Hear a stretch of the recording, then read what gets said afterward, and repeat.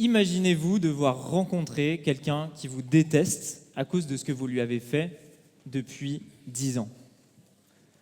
Vous savez que cette personne ne vous aime pas et vous ne vous êtes pas reparlé depuis. Qu'est-ce que vous feriez si vous deviez revoir cette personne? Comment est-ce que vous vous prépareriez au rendez-vous? Maintenant, imaginez plutôt l'inverse. Vous êtes cette personne-là qui a été victime d'un tort ou d'un abus, et ça fait 10 ans.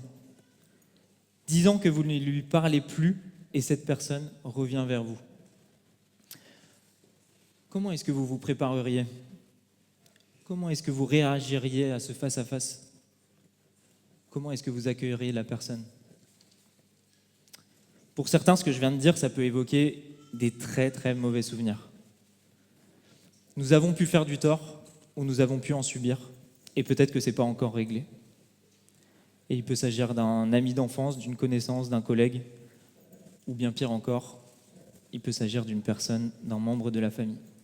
Et donc bienvenue à ceux qui nous rejoignent, bienvenue à Vertical, mais aussi bienvenue dans notre série, vous l'aurez compris, qui s'appelle Famille dysfonctionnelle. Parce que oui, nos familles sont bien fragiles, et souvent des nids à problèmes. J'en discutais avec mes collègues cette semaine, et je crois qu'avoir une famille où il n'y a pas de conflit grave, c'est vraiment une exception. Alors prenez vos Bibles, parce qu'aujourd'hui on va en avoir besoin, on va beaucoup lire, et ouvrez-les en Genèse 32, verset 1. Alors pendant que vous cherchez, en fait en ce moment on est en train de suivre l'histoire de la famille de Jacob. On veut voir comment Jésus prend soin d'une famille qui est cassée, où il y a des envies de meurtre tellement on se déteste, et qui est brisée à cause du comportement des uns et des autres. Et on veut voir comment Dieu prend au sérieux les problèmes de relations et les situations familiales compliquées, et voir comment Dieu il va les transformer même quand c'est lourd. On suit l'histoire de Jacob qui est censé être parmi ceux que Dieu a choisis pour se révéler au monde entier, et on remarque que Dieu a choisi quelqu'un qui nous ressemble et qui peut être aussi tordu que le reste des hommes. Alors 20 ans auparavant, Jacob s'est fait chasser de chez lui car il a trompé son père et son frère. Il a dû fuir car son frère Ésaü, qui l'a offensé en lui volant son droit d'aînesse, c'est-à-dire le droit d'être le premier dans la famille et d'avoir plus que les autres, et la bénédiction, il lui a aussi volé une bénédiction qui lui était réservée. Son frère se préparait à le tuer. Et on l'a vu, notre Jacob, là, en ce moment, par rapport à ce qu'on a vu la semaine dernière, il est dans une situation compliquée, parce que ça fait 20 ans qu'il vit chez son beau-père, chez qui il s'est réfugié, et son beau-père continue de l'exploiter et d'amuser de lui. Et après avoir mis les choses sur la table, il a décidé de partir avec toute sa famille et ses biens. Problème parce qu'après 20 ans d'absence, 20 ans où il vit ailleurs, qu'est-ce que Dieu dit à Jacob? Eh bien, il va lui dire, rentre chez toi. Retourne sur la terre de tes pères et je serai avec toi. Sauf que vous avez vu ce qu'on vient de dire? Retourner sur la terre de ses pères, c'est-à-dire revoir son frère, celui qui cherchait à le tuer. Et là, il y a plein de questions légitimes qui assaillent Jacob. Quel est le sort qu'il me réserve? Comment est-ce que je peux trouver la paix avec celui que j'ai offensé? Et donc, on va regarder ça ensemble aujourd'hui. On va voir comment est-ce qu'on peut vivre le pardon et la réconciliation dans nos familles, et même de manière plus générale. Alors, ouvrez vos Bibles, Genèse 32, verset 1, je commence. Jacob poursuivit son chemin, et des anges de Dieu le rencontrèrent. En les voyant, Jacob dit, c'est le camp de Dieu. Et il donna à ce lieu le nom de Mahanaïm. Comme à chaque départ, Dieu montre à Jacob qu'il est là. Il tient sa promesse, comme, rappelez-vous, quand il avait fui sa terre natale, Dieu s'était déjà montré à Jacob au travers d'une vision. Je reprends la lecture, verset 3. Jacob envoya devant lui des messagers à Ésaü, son frère, au pays de Séhir, dans le territoire d'Édom. Et il leur donna cet ordre. Voici ce que vous direz à mon seigneur Ésaü. Ainsi parle ton serviteur Jacob. J'ai séjourné chez Laban et j'y suis resté jusqu'à présent. J'ai des bœufs, des ânes, des brebis, des serviteurs et des servantes, et j'envoie l'annoncer à mon seigneur pour trouver grâce à tes yeux. Stop, on va s'arrêter là. Tout ce qu'il y a dans ce passage au démarrage, ça rappelle à Jacob qui est Ésaü. Le mot qui est utilisé pour parler du pays d'Édom, c'est en fait la campagne, la terre. Et Ésaü, son frère, c'est un homme fort, mais c'est un homme qui travaille la terre. Et Séhir, le nom de l'endroit, c'est exactement la couleur des cheveux d'Ésaü. En fait, tout lui rappelle son frère et ce qui a causé la discorde, la naissance, la trahison du droit d'aînesse et le vol de la bénédiction. Tout lui revient en mémoire. Et donc Jacob commence à faire des stratégies. Il va commencer à préparer le terrain et à envoyer un message à son frère, en lui disant « J'ai pu me construire une famille et même des biens et toute une organisation autour de moi. » Il lui annonce qu'il revient, mais qu'il ne vient pas armé pour lui faire la guerre, et il ne revient pas non plus dans le besoin en lui demandant une assistance financière. Il s'assure de dire plutôt que Laban l'a détenu pendant 20 ans, comme pour dire que c'est pour ça qu'il n'a pas pu revenir plus tôt. Il ne se place pas vraiment comme étant inférieur à Ésaü et ne lui envoie pas de cadeaux. Il n'est même pas vraiment très clair de ce qu'il dit au sujet de ses biens. Et il fait tout ça pour gagner la faveur et espérer une réponse à son message. Et vous verrez la différence entre ce qu'on lit ici et ce qu'on lira tout à l'heure dans le chapitre suivant. C'est qu'ici, Jacob semble encore vouloir profiter de la situation et il semble vouloir filouter son frère pour être tranquille. Alors on reprend verset 6. Les messagers revinrent auprès de Jacob en disant « Nous sommes allés vers ton frère Ésaü. » Mais il marche à ta rencontre avec 400 hommes. Jacob fut très effrayé et saisi d'angoisse, il partagea en deux le camp, les gens qui étaient avec lui, les brebis, les bœufs et les chameaux. Et il dit « Au moins si Ésaü revient contre l'un des camps et le bat, le camp qui restera pourra se sauver. » J'arrête la lecture. C'est naturel pour celui qui a commis le mal d'avoir peur et d'être anxieux à l'idée de rencontrer l'autre personne. Et en même temps, c'est compréhensible. Ésaü avait dit quelques chapitres avant « Je tuerai Jacob, mon frère ». Il avait fait cette promesse. Et il a sûrement encore toutes les raisons d'avoir envie de le tuer. Et en plus de ça, il se dirige vers lui avec 400 hommes. Les amis, le temps, il ne règle jamais les conflits. Parfois, il va les apaiser. Souvent, il va les empirer. Mais jamais il ne les règle. Ésaü est prêt pour toutes les situations. Il revient et il revient armé. Est-ce que c'est pour se venger? Est-ce que c'est pour se protéger? Il a pourtant laissé les messagers en vie et en général, quand on veut envoyer un mauvais signal, on tue les messagers. Dans la tête de Jacob, il n'y a plus aucune certitude et c'est l'angoisse. Alors il se prépare à ce qu'il sait faire de mieux et si vous étiez là les dernières fois, il va fuir. Il fait deux camps pour que si jamais Ésaü attaque, il va exterminer le premier camp et comme ça Jacob, lui, aura le temps de s'enfuir. Et Ésaü a toutes les cartes en main et Jacob n'aime pas ça.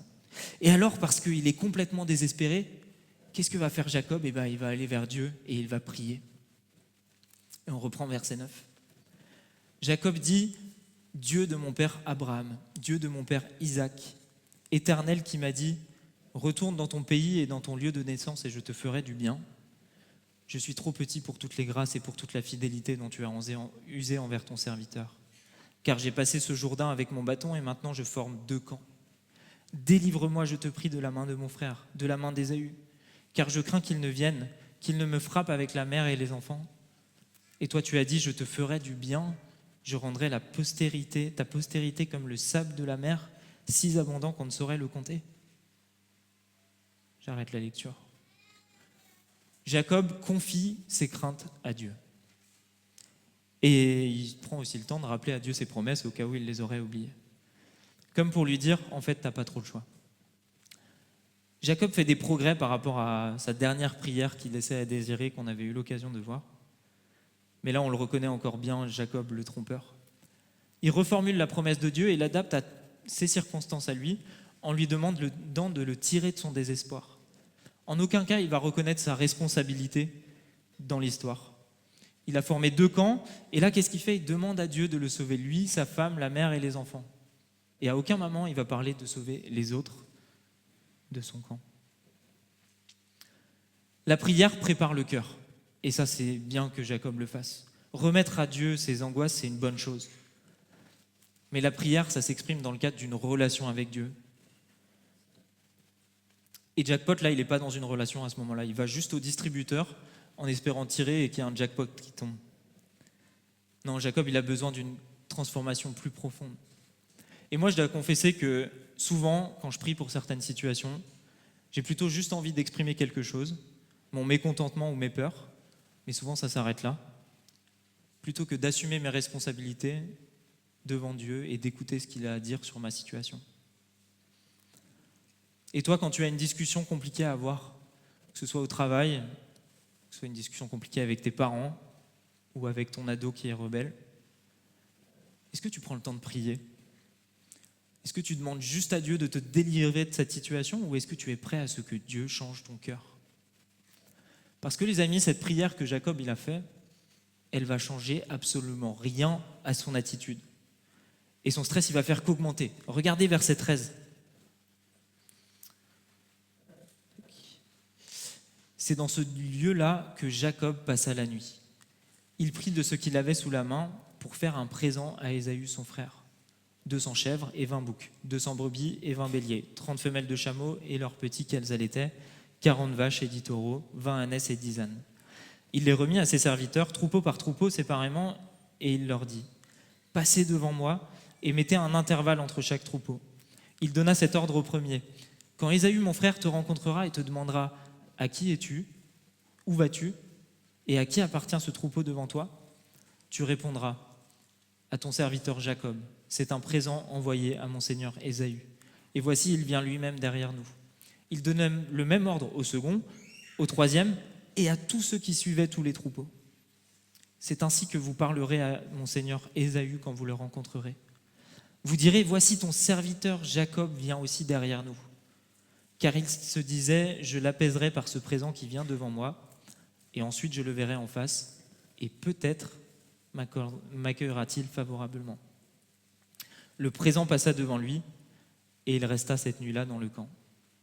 Il se leva la même nuit, prit ses 2 femmes, ses 2 servantes et ses 11 enfants, et passa le gué de Jacob. Il les prit, leur fit passer le torrent, et fit passer ensuite à tous ceux qui lui appartenaient. J'arrête la lecture. Vous voyez, sa prière, elle n'a absolument rien changé. Jacob, il stresse encore plus. Arrivé là où il passe la nuit, il reprend ses stratégies, et il envoie des cadeaux, des représentants, pour espérer calmer Ésaü sur sa route. Il met encore plus d'intermédiaires entre lui et son frère. Et Jacob se retrouve toujours de plus en plus à l'arrière du campement. Les messagers d'abord, les cadeaux ensuite, les servants, les bêtes, puis sa famille, et enfin le dernier qui va aller voir Jacob, le dernier qui risque de se faire tuer, c'est lui.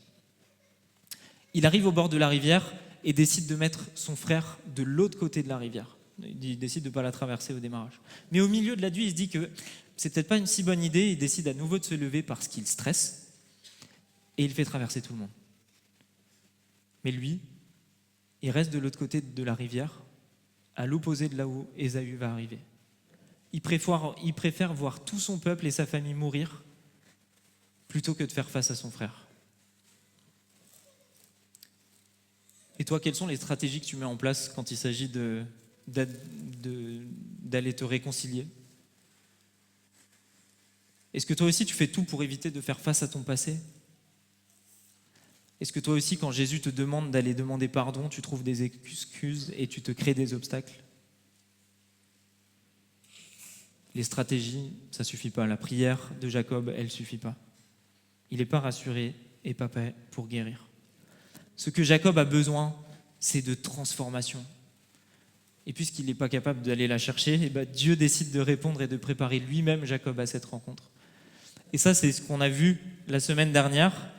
Quentin nous a présenté ce texte. Et malheureusement, il y a eu un problème d'enregistrement, donc vous ne pourrez pas l'avoir en ligne. Si vous souhaitez le creuser, n'hésitez pas à aller voir une personne qui a un badge, on pourra vous envoyer une petite vidéo résumée.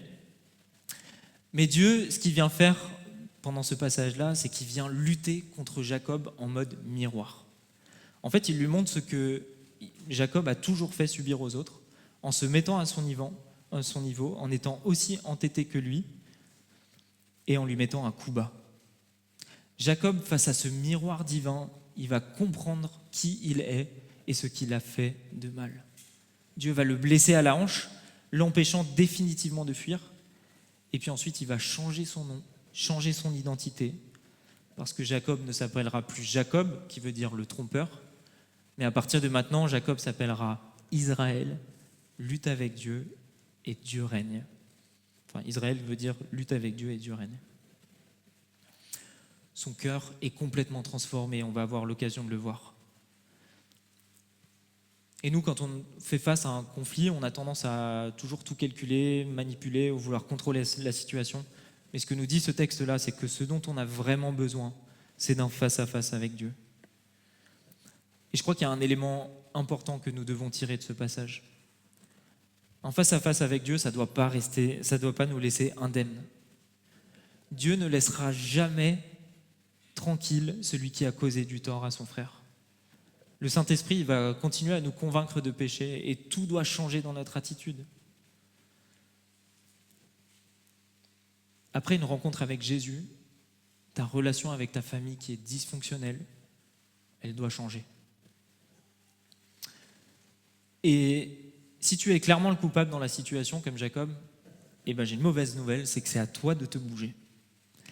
Le Saint-Esprit ne te laissera pas être hypocrite très longtemps. Il ne te laissera pas vivre toute la plénitude de la relation avec Dieu et vivre complètement son pardon et son amour si tu n'as pas fait tout ton possible pour vivre le pardon avec ton prochain.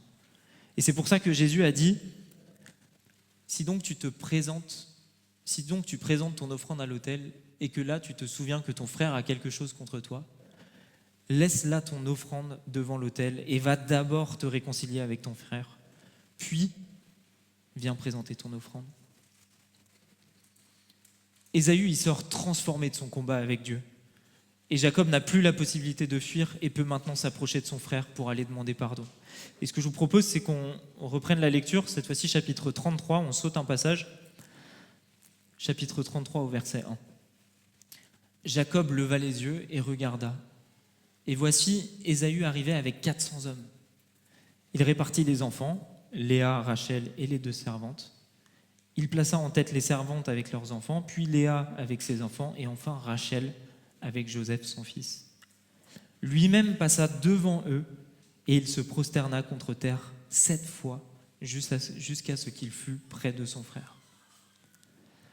Les amis, regardez un petit peu la différence entre le Jacob avant la rencontre avec Dieu, c'est en haut là, et le Jacob après sa rencontre avec Dieu. Jacob, avant Péniel, il est toujours derrière. C'est toujours le dernier, là où c'est le moins risqué. Et Jacob, après Péniel, il est toujours devant.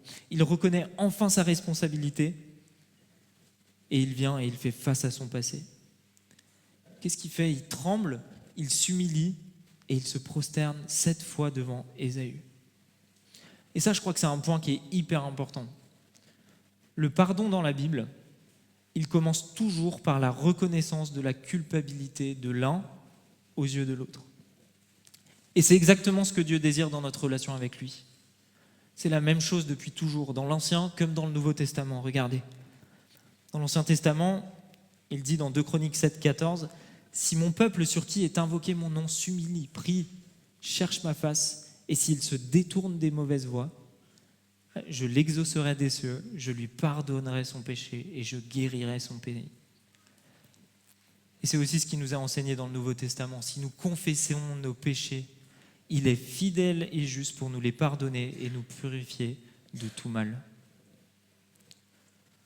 Le pardon de Dieu, c'est quelque chose qui doit être vécu de manière complète, mais qui peut être vécu de manière complète que quand celui qui a commis l'offense ou le péché vis-à-vis de Dieu l'a communié à Dieu, l'a confessé à Dieu plutôt. Si Dieu nous demande de confesser nos péchés, de lui confesser nos péchés et de les reconnaître pour qu'il puisse nous pardonner, c'est aussi vrai pour nos relations avec les hommes. Si nous reconnaissons nos fautes, si nous assumons nos responsabilités et si on agit en conséquence, ce sera beaucoup plus simple pour l'autre d'accepter la réconciliation et de pardonner. Ce que fait Jacob, c'est essentiel à la réconciliation. Il reconnaît sa responsabilité, sa faute. Tout son être demande pardon et il implore Ésaü de lui faire grâce. Les amis, le vrai pardon biblique, c'est mettre de côté son orgueil et commencer à reconnaître sa faute. Et je vous propose qu'on continue la lecture au verset 4. Alors que Jacob boite et se prosterne, qu'est-ce que fait Ésaü ? Ésaü court. Il courut à sa rencontre, le prit dans ses bras, se jeta à son cou et l'embrassa. Et ils pleurèrent. Waouh! Les amis, je ne pensais jamais dire cette phrase, mais prendre quelqu'un dans les bras quand il vous demande pardon avec émotion, je crois que c'est quelque chose de biblique et d'important à faire. Et merci à ceux qui l'ont fait dans cette église quand je leur ai demandé pardon, parce qu'on se sent vraiment pardonné, on se sent aimé, je vous l'assure, et même parfois on pleure aussi. Ouah, ça, on s'y attendait pas. Ésaü est venu avec 400 hommes, ça terrifie Jacob. Il arrive devant lui, et là où Jacob s'approche en boitant et en s'inclinant, qu'est-ce que fait Ésaü ? Il court dans ses bras. Il n'y a absolument rien de son attitude qui disait ça, qui laissait présager ça dans le texte, et c'est vraiment une surprise. Le texte ne nous dit pas pourquoi Ésaü a décidé de pardonner. Est-ce qu'il a changé d'avis en cours de route ? Est-ce qu'il a décidé ça il y a longtemps ? En tout cas, ce qui est sûr, c'est que Dieu a déjà préparé la réconciliation du côté d'Ésaü. Parce que le fait de s'embrasser, d'embrasser, donner un baiser dans la Bible, c'est un signe de pardon total, complet, sans amertume. Et c'est ça qu'Ésaü a choisi de faire. Il a déjà pardonné à son frère, et ça sûrement depuis longtemps. Et ça, c'est le fruit de l'action de Dieu. Être capable d'une telle rencontre, ça ne se vit pas sur l'instant, et ça se prépare, surtout quand il y a des sujets aussi sensibles et des envies de meurtre. Si tu es dans cette situation, dans la situation d'Ésaü, tu peux être tenté d'écouter le monde et de te dire cancel cette personne, ignore-le, sois complètement indifférent de celui qui t'a fait du mal, méprise-le ou encore venge-toi et fais-toi toi-même justice. Et bien sûr, dans certains cas où il y a eu un crime ou un délit, on peut espérer dans une forme de justice humaine qui nous aidera aussi à pardonner. Et on peut aussi espérer la justice divine, car nous avons un Dieu juste qui ne laisse pas le mal impuni, et ça c'est important. Pour autant, Dieu nous demande d'aimer nos ennemis et de pardonner. Laissez-moi vous dire pourquoi Ésaü est un modèle d'amour et de pardon. Les mots utilisés dans la Bible pour parler du pardon, ils font souvent référence à l'oubli, à la grâce, au fait de balayer, d'effacer ou encore de couvrir la faute. Ésaü, c'est exactement ce qu'il fait, et il fait exactement ce que Jésus a fait pour nous.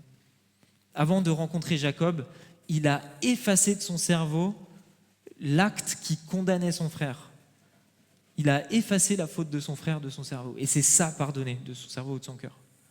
Et c'est exactement ce que Jésus a décidé de faire pour nous.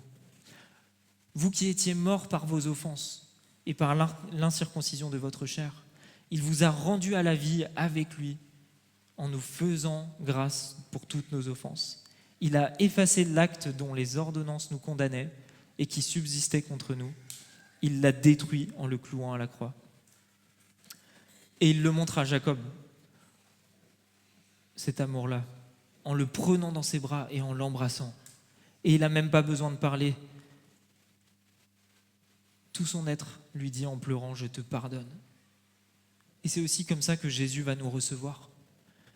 Jésus nous accueille doux et humble de cœur. Et il nous pardonne complètement. Et les conséquences du pardon, là, elles sont magnifiques. Parce que la peur de Jacob, elle est dissipée. Les deux frères, ils sont heureux d'être en paix et ils sont émus. Ce n'est pas les stratégies qui ont résolu la tension dans le cœur de Jacob, mais c'est l'action de Dieu dans son frère. Le pardon dans le fait de le demander et de l'accorder, je crois que ça doit être notre sport national à nous les chrétiens. Pourquoi ? Parce que nous avons goûté au plus grand des pardons. Jésus, le Fils de Dieu, a choisi d'aller jusqu'à la croix, de souffrir et de porter sur lui le péché des hommes et de mourir innocent.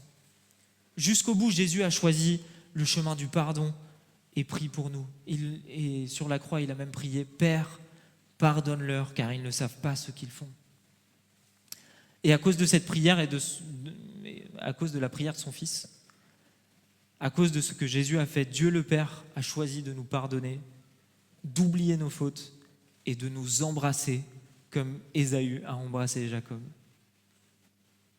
Est-ce que c'est pas magnifique? Parce que Dieu a payé le prix des péchés, un prix que nous, les pécheurs, on n'était absolument pas capables de régler nous-mêmes. Il a réglé la dette pour que nous puissions être réconciliés avec Dieu. Alors parce que nous avons goûté au plus grand des pardons, nous devons aussi nous pardonner et dire « je pardonne » parce que c'est ce que Christ aurait fait. Si Dieu a choisi de nous pardonner en Jésus, nous aussi nous devons pardonner. Et j'aimerais vous donner 2 vérités sur le pardon qui sont pour moi importantes. Notre Dieu, c'est un Dieu de pardon, qui pardonne ses enfants et continue de le faire malgré le fait qu'un jugement soit nécessaire. Et il pardonne vraiment. Dieu, en annonçant la nouvelle alliance avec Jésus dans l'Ancien Testament, il va nous dire « Car je pardonnerai leur iniquité, je ne me souviendrai plus de leurs péchés. » Et puis rappelez-vous aussi ce qu'on a vu dans notre premier GDM de l'année. En Jésus, nous avons accès à Dieu comme jamais nous n'avons eu accès. Et c'est ce qu'on a lu dans le verset qui est affiché. Ainsi donc, frères et sœurs, nous avons une pleine liberté pour entrer dans le lieu très saint grâce au sacrifice, au sang du sacrifice de Jésus. Approchons-nous donc de Dieu avec un cœur sincère, avec la pleine assurance que donne la foi, le cœur purifié de toute mauvaise conscience et le corps lavé d'une eau pure. Les amis, Dieu est un Dieu de pardon et s'il nous a pardonné, c'est pour qu'on puisse profiter d'être en relation avec lui. Et c'est ce qu'on avait vu dans ce GDM-là.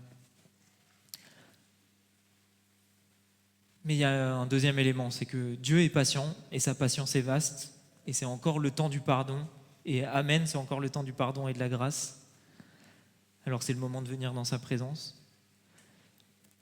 Mais il viendra aussi un temps où Jésus reviendra et où le pardon ne sera plus possible. Ce jour-là, il est important. Il est important et on veut l'espérer, même si des fois ça peut être difficile de l'espérer. Mais on veut l'espérer parce que c'est le jour où Dieu consolera tous les affligés, tous ceux qui ont injustement subi le mal. Et c'est le jour aussi où Dieu mettra fin à toutes les souffrances. Et c'est ce qu'il dit dans 2 Pierre 3, versets 9 à 10. Non, le Seigneur n'est pas en retard dans l'accomplissement de sa promesse, comme certains se l'imaginent. Il fait simplement preuve de patience à votre égard, car il ne veut pas qu'un seul périsse. Il voudrait au contraire que tous parviennent à se convertir. Mais le jour du Seigneur viendra comme un voleur. En ce jour-là, le ciel disparaîtra dans un fracas terrifiant, les astres embrasés se désagrégeront et la terre se trouvera jugée avec toutes les œuvres qui auront été accomplies sur elle. Je propose qu'on reprenne notre lecture au verset 5. Ésaü, levant les yeux, vit les femmes et les enfants, et il dit « Qui sont ceux que tu as là ?» Et Jacob répondit « Ce sont les enfants que Dieu a accordés à ton serviteur. » Les servantes s'approchèrent, elles et leurs enfants, et se prosternèrent. Léa et les enfants s'approchèrent aussi et se prosternèrent. Et ensuite Joseph et Rachel s'approchèrent et se prosternèrent. Ésaü dit « À quoi destines-tu tout ce camp que j'ai rencontré sur ma route ?» Et Jacob répondit « À trouver grâce aux yeux de mon Seigneur. » Ésaü dit « Mais je suis dans l'abondance, mon frère. Garde ce qui est à toi. » Et Jacob répondit « Non, je te prie, si j'ai trouvé grâce à tes yeux, accepte de ma main mon présent. Car c'est pour cela que j'ai regardé ta face comme on regarde la face de Dieu. Et tu m'as accueilli favorablement. Accepte donc mon présent qui t'a été offert, puisque Dieu m'a comblé de grâce et que je ne manque de rien. » Il insista auprès de lui et Ésaü accepta. Wow.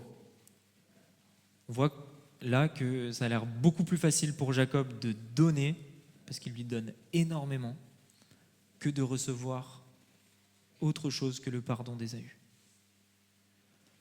Jacob répond en parlant uniquement de ses enfants pour éviter de parler de ses femmes et éviter d'évoquer que c'était une des raisons de son départ d'aller épouser une femme. Et rappeler le départ à Ésaü, je ne suis pas sûr que ce soit une bonne idée. Jacob, on avait vu, il avait l'habitude de tromper. Mais là, Jacob, il ne trompe plus. Il est devenu courageux et honnête. Et il dit clairement que ce cadeau, il le fait à Ésaü pour lui racheter son pardon. C'est vraiment important pour Jacob de lui offrir ce cadeau plus qu'à Ésaü de le recevoir. Et on n'est pas toujours égaux dans nos manières de gérer le pardon. Mais c'est aussi important d'écouter le besoin de l'autre. Alors Ésaü, il n'a plus le choix, il doit accepter ce cadeau. Et pour Jacob, le pardon devient officiel. Pour Jacob, voir son frère lui faire grâce et agir avec autant d'amour, ça le touche.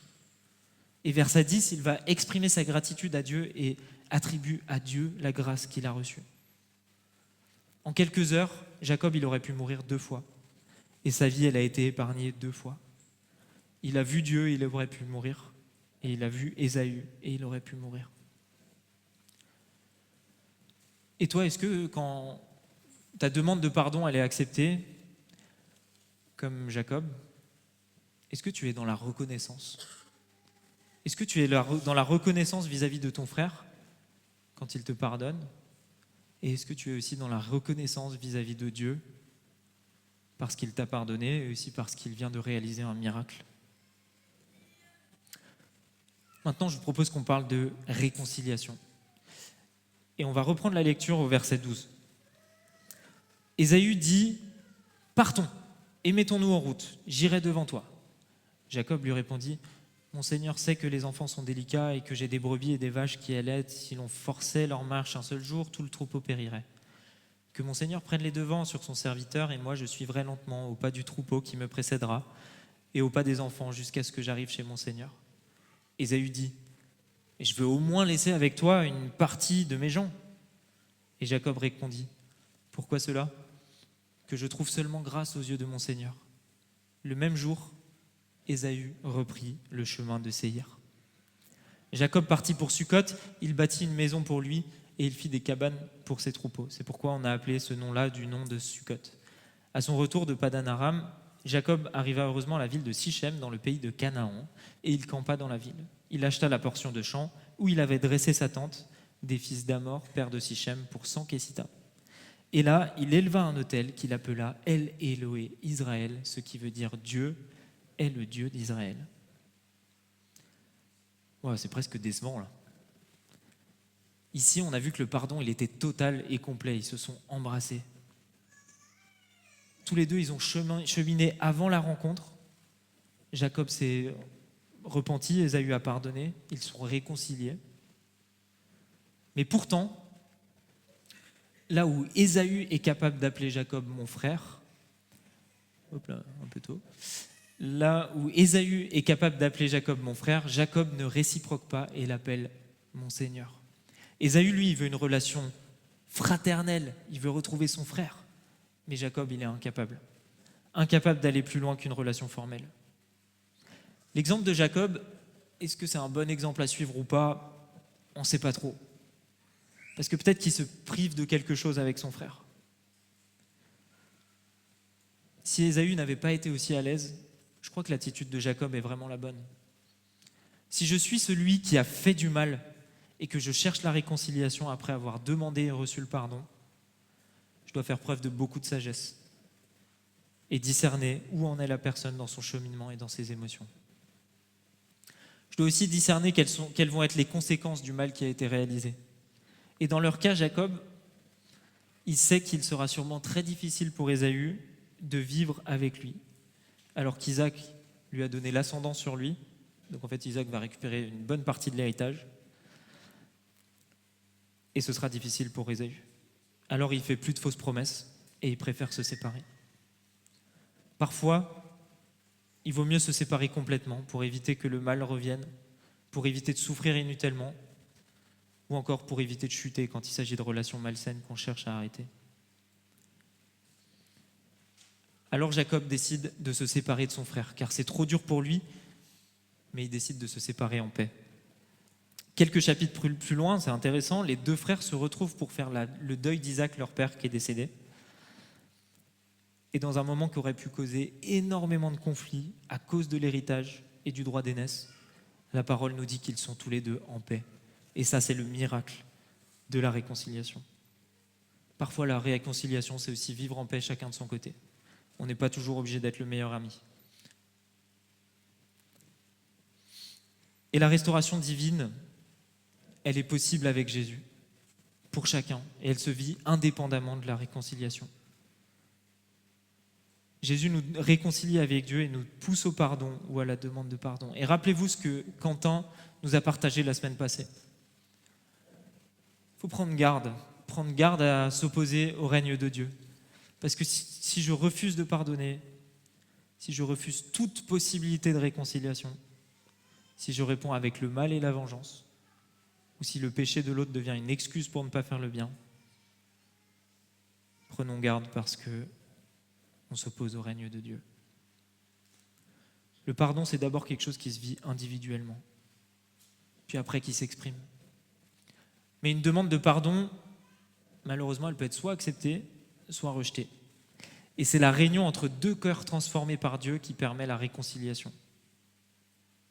Mais ce n'est pas toujours possible, et c'est pour ça que Paul nous encourage en disant « S'il est possible, autant que cela dépend de vous, soyez en paix avec tous les hommes. » Mais s'il est possible, c'est que parfois, ce n'est pas possible. Parce qu'il s'agit de deux personnes. La réconciliation entre les individus, c'est devenu quelque chose de rare, de très rare. Mais en tant qu'Église, c'est quelque chose que nous devons rechercher au maximum, parce que c'est ce qui nous permet de continuer à vivre ensemble. Et je crois que dans l'Église locale, c'est particulièrement la réconciliation qu'on doit vivre. Bien sûr, le plus important, c'est le pardon. Le demander et l'accorder. Et la réconciliation, c'est un miracle que nous devons chercher et espérer dans la majorité des cas.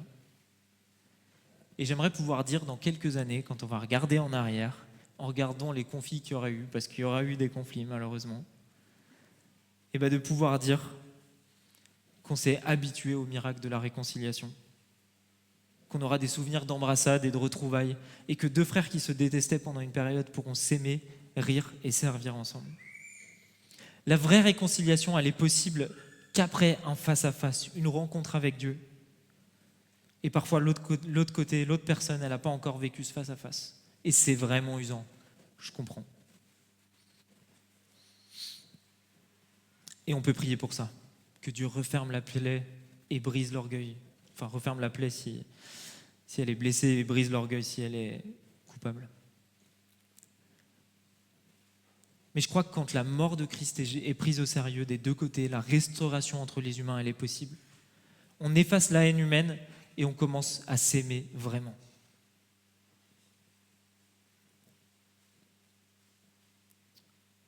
On a énormément besoin de réconciliation entre les hommes, mais on a surtout besoin de notre réconciliation avec Dieu. Et c'est pour ça que Jésus est venu. Si quelqu'un est en Christ, il est une nouvelle créature. Les choses anciennes sont passées, voici toutes choses sont devenues nouvelles. Et tout cela vient de Dieu qui nous a réconciliés avec lui par Christ et qui nous a donné le ministère de la réconciliation. Car Dieu était en Christ, réconciliant le monde avec lui-même, en n'imputant point aux hommes leurs offenses, et il a mis en nous la parole de la réconciliation. Nous faisons donc fonction d'ambassadeurs pour Christ, comme si Dieu exhortait par nous. Nous vous en supplions, au nom de Jésus, soyez réconciliés avec Dieu. Celui qui n'a point connu le péché, il l'a fait devenir péché pour nous, afin que nous devenions en lui justice de Dieu. Ça, je viens de le lire dans 2 Corinthiens, chapitre 5. Et c'est très important, parce que certains n'arrivent pas à avancer dans leur vie et souffrent, parce que le pardon n'avance pas, ni celui de Dieu, ni celui des hommes. Et on a grandement besoin de réconciliation avec Dieu et les hommes. Alors soyons les ambassadeurs de Christ et prêchons le pardon et la réconciliation avec Dieu le Père dans toutes les situations que nous traversons, aussi compliquées qu'elles soient-elles. Et c'est pour ça qu'on va prendre le temps de répondre maintenant à ce que le Saint-Esprit nous invite à vivre aujourd'hui. Je vais vous parler de 3 cas rapidement. Le premier cas, c'est si tu as besoin de réconciliation avec Dieu. Imaginez-vous comment ça peut être compliqué entre 2 hommes qui se sont fait du mal de se réconcilier. Mais nous, les hommes, nous avons fait autant de mal à Jésus. Nous l'avons rejeté, nous l'avons condamné, alors qu'il était innocent. Il aurait toutes les raisons de ne pas vouloir être réconcilié avec toi. Mais pourtant, Jésus décide de t'aimer pour que tu puisses être réconcilié avec le Père. Peut-être que ce dont tu as besoin aujourd'hui, c'est de cette réconciliation-là. Tu as pris conscience de ton péché, mais tu n'as pas encore vécu le pardon de Christ. Jésus est mort pour que tu sois libre, et pardonner. Et Jésus n'est pas seulement mort, il est ressuscité pour que tu puisses le connaître, lui le Dieu vivant. Et il t'accueille doux et humble de cœur, il te tend la main. Alors prends tes responsabilités. Et pendant le prochain chant, parle à Jésus, reconnais ton péché, le mal que tu commets et reçois son pardon. Peut-être que toi, ta situation, c'est que tu as besoin de demander pardon. Et tu sais que tu dois aller demander pardon à ton frère ou ta sœur, mais tu n'as pas encore le courage ou tu ne sais pas comment faire. Ça devient urgent car ça t'empêche toi, et peut-être que ça empêche aussi ton frère ou ta sœur de vivre pleinement une communion avec Dieu. Est-ce que tu as vécu ce face-à-face avec Dieu dont on a parlé la semaine passée? Ce dont tu as besoin avant la réconciliation, c'est d'un face-à-face avec Dieu, qu'il te transforme en profondeur. Et tu es peut-être perdu face à cette situation et tu ne comprends pas pourquoi l'autre est offensé. Demande à Dieu de te transformer et te donner un nouveau regard sur la situation pour réussir à demander pardon sincèrement et spécifiquement. Peut-être que tu es dans une situation où là, par contre, c'est toi qui dois pardonner. Mais tu n'as pas la force de pardonner parce que tu as trop souffert. Tu n'as pas le choix et tôt ou tard, tu sais que tu vas recroiser cette personne. Aie confiance en Dieu. Lui ne laisse pas le mal et l'injustice impunis. Si l'autre n'est pas prêt à changer ou à reconnaître ses torts, Dieu lui réserve un jugement. Mais indépendamment du comportement de l'autre, Dieu te demande de pardonner. Et c'est trop dur. Mais je veux te dire que Jésus-Christ est là avec toi. Alors qu'il était en train de mourir, il a su pardonner ceux qui le persécutent. Lui seul peut te comprendre. Lui seul peut t'apporter ce dont tu as besoin pour supporter cette épreuve. Lui seul peut te transformer et te restaurer complètement et t'aider à cheminer vers le pardon. Alors viens à sa rencontre.